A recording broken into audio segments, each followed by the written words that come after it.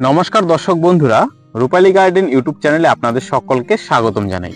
দর্শক বন্ধুরা, আজকে আমরা এই ভিডিওর মাধ্যমে তুলে ধরব ড্রাগন ফলের সাইজ কিভাবে বড় করতে হয় সেই বিষয়ে। একদম জৈব পদ্ধতিতে, সাধারণ পদ্ধতিতে আপনাদের সামনে তুলে ধরব কি করে ড্রাগন ফলের সাইজ বড় করা সম্ভব। তো আমার হাতে এই যে দেখতে পাচ্ছেন, এটি হচ্ছে ইসরায়েল ইয়েলো। এই ফলটির ওজন মোটামুটি 500 গ্রাম পার হয়ে গিয়েছে। আমরা যেদিন কেটেছিলাম সেদিন ওজন করেও ছিলাম, সেই ওজন আপনারা স্ক্রিনের মধ্যে দেখতেও পাচ্ছেন। আর এটি হচ্ছে জাম্বু রেড। এই জাম্বু রেডের ফলটিও বেশ ভালোই সাইজ হচ্ছে, প্রায় সমান সমান দেখা যাচ্ছে। তো এগুলো আশা করি হাফ কিলো করে হবে, কোনোটা 400 গ্রাম, কোনোটা 500 গ্রাম। ওই পাশে একটি ফল হয়তো এর থেকে বেশিও হবে। এই ফলগুলো কিন্তু পাকতে পাকতে আরো কিছুটা ফুলবে এবং আরো অনেকটা মোটা হবে। আর এর গায়ের মধ্যে যে ইগুলো দেখতে পাচ্ছেন, আমি গতকালকে ফাঙ্গিসাইড স্প্রে করেছি, সেই ফাঙ্গিসাইডের ইগুলোই দেখা যাচ্ছে। দর্শক বন্ধুরা, ড্রাগন ফলের সাইজ বড় করতে হলে আপনাকে নিয়মিত কিছু খাবার প্রয়োগ করতে হবে। অবশ্যই জৈব খাবার দিয়েও ড্রাগন ফলের সাইজ বড় করা সম্ভব। ড্রাগন ফলের সাইজ বড় করবেন মানেই যে কেমিক্যাল ইউজ করবেন, হরমোন ইউজ করবেন এমনটা নয়। কেমিক্যাল এবং হরমোন ইউজ করে আমরা যদি ড্রাগন ফলের সাইজ বৃদ্ধি করি, তাহলে কিন্তু সেই ফলের স্বাদ অনেকটাই কম হবে। আপনার কিন্তু ড্রাগন ফল খাওয়ার সম্পর্কে ধারণা বদলে যাবে। কারণ কেমিক্যাল ব্যবহার করে যদি আমরা ফলের সাইজ বড় করি, সেই ড্রাগন ফলের স্বাদ অনেকটাই কম। আমরা লক্ষ্য করেছি বাজার থেকে যে ফলগুলো কিনতে পাওয়া যায়, সেই ফলের সাইজগুলো তো বড় হয় কিন্তু স্বাদ খুবই কম। যার কারণে যারা ওই ফলগুলো কিনে খাচ্ছেন তারা অনেকেই বলছেন ড্রাগন ফল খেতে একদম বিচ্ছিরি লাগে, এই সমস্ত কিছু। তো ড্রাগন ফল খেতে কিন্তু একদম বিচ্ছিরি নয়, মোটামুটি ভালোই মিষ্টি হয়। তবে আম বা অন্যান্য একদম মিষ্টি জাতীয় ফলের মতো নয়, তবে এর স্বাদ বিভিন্ন রকম হতে পারে, কারণ বিভিন্ন রকম ড্রাগন ফলের স্বাদ বিভিন্ন রকম। আমার হাতে দেখতে পাচ্ছেন ইসরায়েল ইয়েলো। এটি খেতে একদম লিচু ফ্লেভারের মতো, হালকা একটু টকের ভাব থাকে, তবে একদম লিচুর মতো খেতে হয়। লিচু যেরকম আপনারা খান, লিচুর মধ্যেও কিন্তু একটা টক মিষ্টি ফ্লেভার একটা থাকে। এখানে রয়েছে জাম্বু রেড। জাম্বু রেডের মধ্যে কোনো টকের ভাব থাকবে না, মিষ্টি ফল। সিয়াম রেড মিষ্টি হয়, মরাক্কান রেড মিষ্টি হয়। আর দর্শক বন্ধুরা, আপনাদের একটা অনেক সমস্যা ছিল যে ইসরায়েল ইয়েলোতে ফুল আসে, সেই ফুলগুলো থেকে ফলে সেট করতে পারছেন না।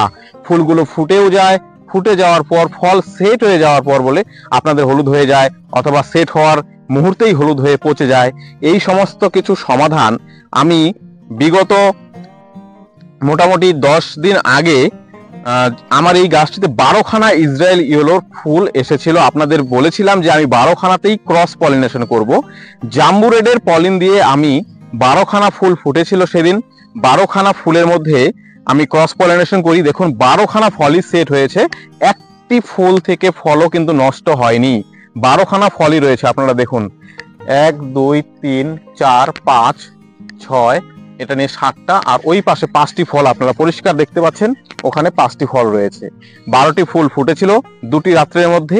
2টি রাত্রের মধ্যেই আমি ক্রস পলিনেশন করি এই জাম্বু রেড। পাশাপাশি জাম্বু রেড রয়েছে, এখান থেকে পলিন সংগ্রহ করে আমরা এখানে ক্রস পলিনেশন করি। আর 12টা ফলই সেট হয়েছে।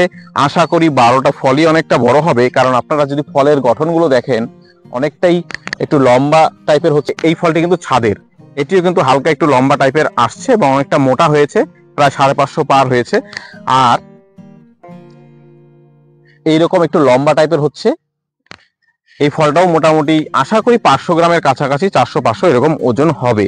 কারণ সবে তো ফল সেট হওয়ার পর 10 দিনও হয়েছে কিনা আমার মনে পড়ছে না, 10 দিনের মতো হয়েছে ধরুন। 10 দিনে এতটা বড় হয়েছে, এখনো তো আরো 20 দিন সময় লাগবে এই ফলগুলো পাকতে। তো দর্শক বন্ধুরা, এবারে আপনাদের আসল কথায় আসি, কি করে এই ফলের সাইজ বড় করবেন।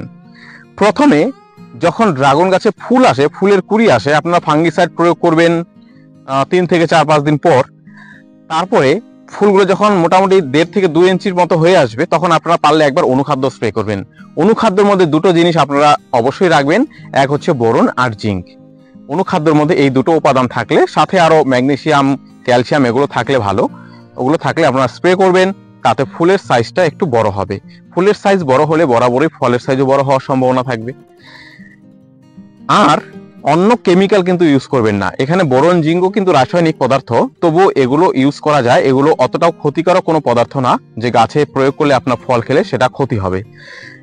যেটা ক্ষতি হয় সেটা হচ্ছে আলাদাভাবে হরমোন প্রয়োগ করা বা কেমিক্যাল বা টনিক প্রয়োগ করা একদম ফলের মধ্যে বড় করার জন্য অনেক বাগানীদের দেখেছেন আপনারা যারা জমিতে চাষ করেন একদম টনিক ব্যবহার করেন। আমি বলবো টনিক ব্যবহার করবেন না। এতে যেরকম স্বাস্থ্যের পক্ষে ক্ষতিকারক, তেমনই কিন্তু গাছেরও ভবিষ্যৎ যে গাছ অনেকটা দীর্ঘজীবী হবে সেই ক্ষেত্রেও হয়তো প্রবলেম হতে পারে। তো কি করে টনিক ব্যবহার না করে ফল বড় করবেন? যখন এই যে ফলগুলো যখন ফুল থেকে সেট হয়ে যায় তার 4 থেকে 5 দিনের মধ্যে বা ফল সেট হয়ে যাওয়ার পরেই আপনারা গাছের গোড়ায় একটা মিশ্র খাবার দেবেন। মিশ্র খাবারের মধ্যে কি রাখবেন? সবচেয়ে বেশি পরিমাণে যেটা রাখবেন জৈব সার, গোবর সার হতে পারে, ভার্মি কম্পোস্ট হতে পারে, এমনকি সাথে আপনারা পোল্ট্রি লেয়ারও ব্যবহার করতে পারেন। তার সাথে যদি আপনারা পারেন মাঝে মাঝে মোটামুটি 15 দিন অন্তর অন্তর সর্ষের খোল পচা জল প্রয়োগ করবেন। তবে বর্ষাকালে সর্ষের খোল পচা জল প্রয়োগ করার ক্ষেত্রে আপনাকে কিন্তু একটি জিনিস মাথায় রাখতে হবে, যখন একটানা বৃষ্টিপাত হয় তখন কিন্তু সর্ষের খোল পচা জল প্রয়োগ করবেন না। এই যে এখন দেখুন বিগত কয়েকদিন প্রচুর খরা গিয়েছিল, আমি সেই সুযোগে সর্ষের খোল পচা জল কিন্তু প্রয়োগ করে দিয়েছি। তো 2-3 দিন পার হয়ে গেল, এখন একটু বৃষ্টির আবহাওয়া বলে মনে হচ্ছে, তো এতে কোনো ক্ষতি হবে না। কিন্তু ভরা বৃষ্টির সময় যদি আপনারা গাছের গোড়ায় সর্ষের খোল পচা জল দেন তাহলে কিন্তু গাছের গোড়ায় শিকড় পচে যেতে পারে, গাছ অত্যাধিক হারে দুর্বল হয়ে পড়বে, তখন কিন্তু কিছু ফুল উল্টো ঝরে যেতে পারে। কারণ আপনারা দেখছেন আমার এই গাছগুলোতে কিছু ফল একদম পেকে যাচ্ছে, এই কিছু ফল তো একদম পেকে যাচ্ছে, আপনারা দেখতেই পাচ্ছেন ফলের সাইজগুলো মোটামুটি জাম্বু রেটে যেরকম হওয়া দরকার সেরকমই আশানুরূপ হচ্ছে। সাথে যে ফলগুলো দেখতে পাচ্ছেন এগুলো পরবর্তী স্টেজে ফুল এসেছিল, সেগুলো পলিনেশন করে দেওয়ার পর এই ফলগুলো সেট হচ্ছে। আর তৃতীয় স্টেজে কিছু ফ্লাওয়ার আপনারা দেখতে পাচ্ছেন, হয়তো এখানে দেখা যাচ্ছে না, ওই দিকটাতে কিছু ফ্লাওয়ার একটু মাঝারি সাইজের হচ্ছে, আবার এখানে কিন্তু নতুন করে ফ্লাওয়ার দেখা দিচ্ছে। তো গাছে যদি আমরা নিয়মিত এই যে পর্যায়ক্রমিকভাবে আমরা যদি পরিচর্যা করে যাই তাহলে কিন্তু একদিকে যেরকম গাছে পাকা ফল থাকবে, সাথে কিছু কাঁচা ফল থাকবে, সাথে আবার নতুন করে ফুলের কুঁড়ি দেখা দিবে।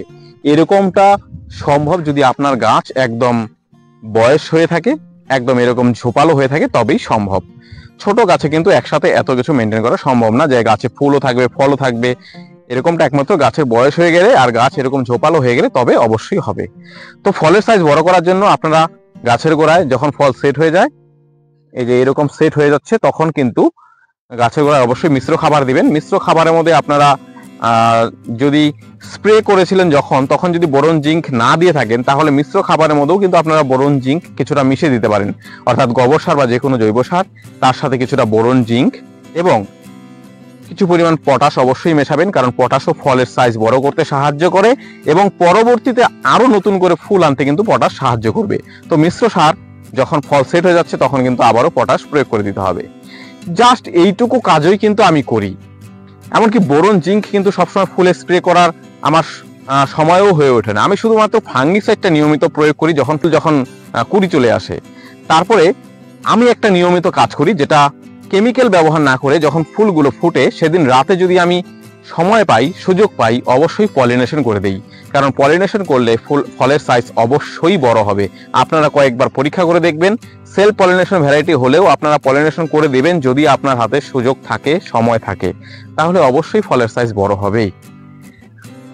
এইটুকু জাস্ট আপনি করতে পারেন, তাহলে দেখবেন আপনার গাছের ফলের সাইজ বরাবরই বড় থাকবে।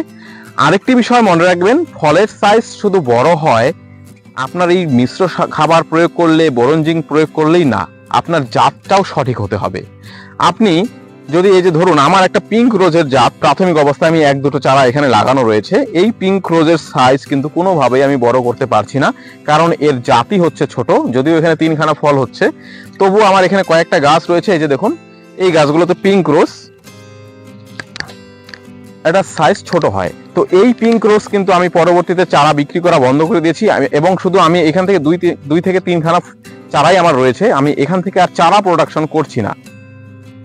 পরবর্তীতে আমি পিঙ্ক রোজ যেটা অরিজিনাল, মানে সাইজ যেটা বড় হয়, সেই ডালটাই অন্যরকম, সেই গাছটা আমি আনিয়েছি, সেটা আমি রোপণ করেছি জমিতে। আপনাদের পরবর্তীতে তার ভিডিও আপনাদের তুলে ধরবো, অসুবিধা নেই। তাহলে কি বললাম দর্শক বন্ধুরা, নিয়মিত মিশ্র খাবার প্রয়োগ করতে হবে, ফুল ফুটলে ফাঙ্গিসাইড সাথে অনুখাদ্য স্প্রে করে দিয়ে দেবেন।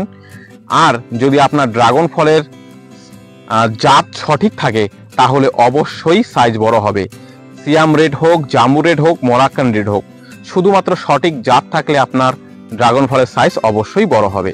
তবে কিছু কিছু জাতের ভ্যারাইটি আছে যেগুলো একটু বেশি বড় হয়, কিছু একটু কম বড় হয়। যেরকম জাম্বু রেডের সাইজ বরাবরই বড় হবে। জাম্বু কথাটা মানেই হচ্ছে কিছুটা বড় সাইজ, এরকমটাতেই ব্যবহার করা হয় জাম্বু কথাটা, আমার যতদূর মনে হয়। আর ইসরায়েল ইয়েলো কিন্তু অনেকটা বড় হয়, আপনারা দেখতে পাচ্ছেন। ক্রস পলিনেশন করলে আরো বেশি বড় হয়, কারণ ক্রস করেছি আমি জাম্বু রেড দিয়ে, এটাও বড় হবে, এটা নিয়েও কোনো সমস্যা নেই।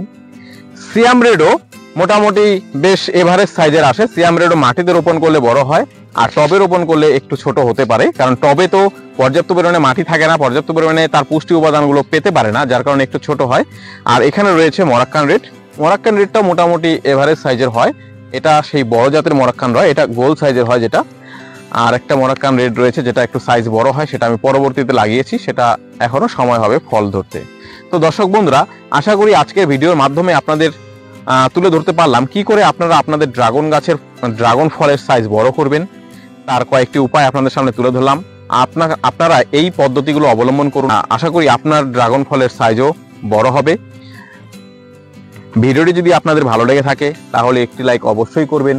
কোনো বিষয়ে জানার থাকলে কমেন্ট বক্সে কমেন্ট করবেন, আর আমার চ্যানেলটিকে কিন্তু অবশ্যই সাবস্ক্রাইব করবেন। সকলে ভালো থাকবেন, সুস্থ থাকবেন, নমস্কার।